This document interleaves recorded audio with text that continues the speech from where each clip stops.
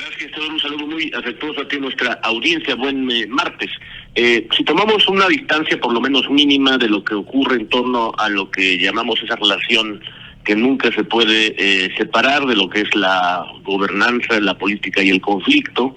y antes también en el sentido de la gobernabilidad, justamente esa relación tan difícil entre esas dos variables, política y conflicto. La verdad es que la gobernanza, antes de eso que llamaron la elección judicial, se explicaba muy fácil porque había un equilibrio, aún frágil, equilibrio al fin, entre las ramas legislativa, ejecutiva y judicial, siempre buscando con la realidad esa difícil neutralidad. Y la elección judicial lo que ha generado es, como su distribución, digamos, más notable,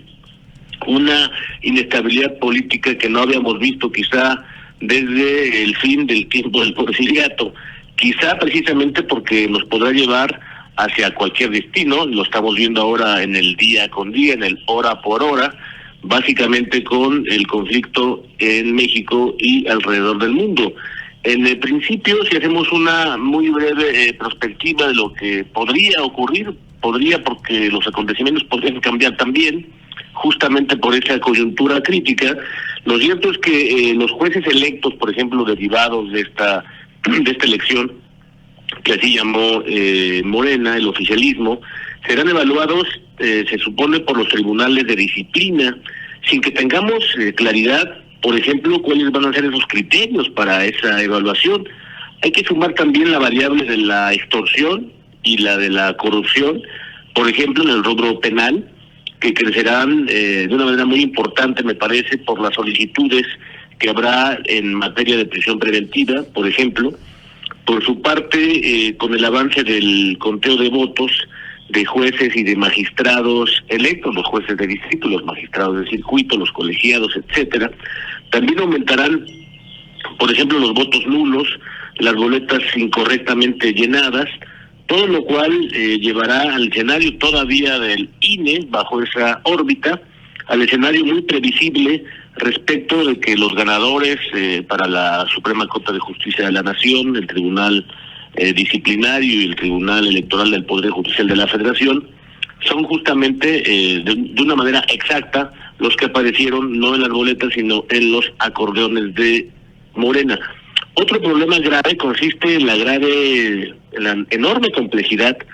que tampoco se contempló desde el oficialismo, en el sentido de cambiar a todos los jueces, lo que será mucho más visible en los próximos meses, porque esto, si se pretendía, hay que recordar que este es un ejercicio único en el mundo, el cambiar a toda la estructura judicial y a todos sus miembros. Lo acaba de comentar en ese modo los miembros de la observación electoral de la Organización de Estados Americanos, que justamente han recomendado no replicar al resto de los países ese ejercicio, precisamente por esa variable de la incertidumbre y más aún, o peor aún, de la inestabilidad política que está generando en todo el país. Y ahora también veremos que, además de que será visible en los próximos meses ese problema, los nuevos jueces habrá plazos más largos para resolver sus sentencias, también habrá criterios poco claros, además de la enorme inestabilidad que ya está generándose, incluso 3 meses antes de que tomen posesión, como sabemos, el próximo septiembre 1, si es que la coyuntura crítica y la señora realidad no dictan lo contrario. Por lo que toca al desempeño de la Suprema Corte de Justicia de la Nación, al ya no resolver, por ejemplo, controversias, su rol estará sujeto predominantemente a resolver amparos, y en las entidades federativas el problema crecerá. También será muy importante verlo así, la implicación entre la justicia local con la intervención de la delincuencia organizada, por ejemplo. Peor aún, con el modelo vigente, los jueces son sujetos de rotación, como sabemos, un juez, por ejemplo, de Ciudad de México, y que tiene que ser distribuida el poder judicial a lo largo de las entidades federativas, se envía a Yucatán precisamente para hacer una protección primero institucional a los miembros del Poder Judicial, y también para que la variable de extorsión y de corrupción sea minimizada. Esto ya no ocurrirá. Con el próximo modelo, los jueces, a lo largo de su desempeño, un juez permanecerá en su jurisdicción 9 años, sin rotación alguna. y no sabemos el aliento que tenga para poder ser reelecto. Eso hay que verlo, pero desde luego la corrupción y la violencia, al no ser rotado, estará presente, estará vigente en cada uno de sus actos en el desempeño de su cargo.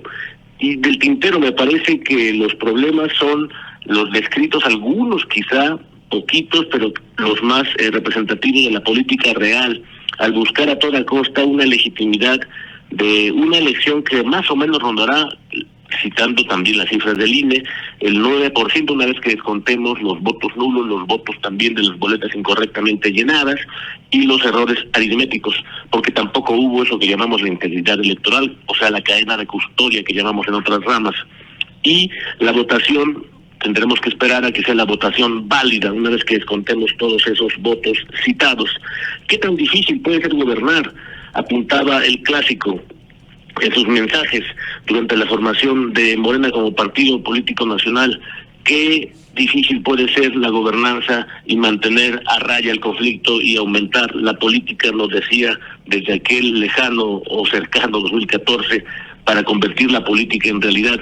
Quizá esa es una muestra de apenas un asomo de lo que viene sobre la realidad y sus consecuencias. Teodoro.